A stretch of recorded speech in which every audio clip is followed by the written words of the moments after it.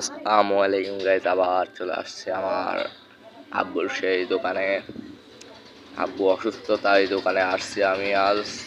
এই মাত্র আসলাম, এসে দুজনকে চা বানিয়ে দিলাম। দুজন চা খাচ্ছে রিল্যাক্সে, বলতেছে দারুণ স্বাদ।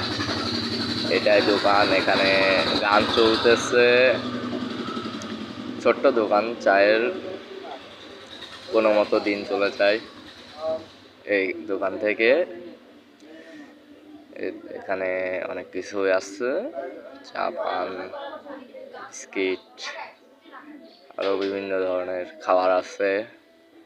আমরা এখন দেখাবো আমাদের দোকানের ভিতরে একটা কিরামের ঘর আছে, সালপুর কিরাম খেলতেছে, সেইখানে যাচ্ছি। এই যে দেখতেছেন সবাই কিরাম খেলতেছে, সবাই লজ্জা পাইছে যে কি করতেছে, ক্যামেরা করতেছে। এই দেখেন সবাই ক্যামেরা, অনেক সুন্দর করে কিরাম খেলতে পারে আমাদের ছালপাল। দোকান খোলা মাত্রই সবাই এসে হাজির হয় যে ভাইয়া ভাইয়া কিরাম খেলবো কিরাম খেলবো। দেখলাম যে খেলে,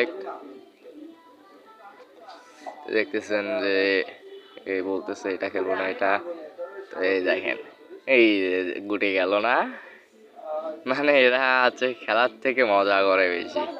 যে এটা আমার চারটা আমার চারশো ভাই, চারজন হচ্ছে ভাগ হয়েছে। এদের ভালো খেলে যে গুটি আটকে গেছে। আমরা হচ্ছে গাছিন, আজ রাতে হচ্ছে গাছিন গ্রামের টুর্নামেন্ট আছে। দেখি যদি ভিডিও করতে পারি তাহলে আপনাদেরকে দেখাবো, যদি না পারি তাহলে আর সম্ভব হবে না।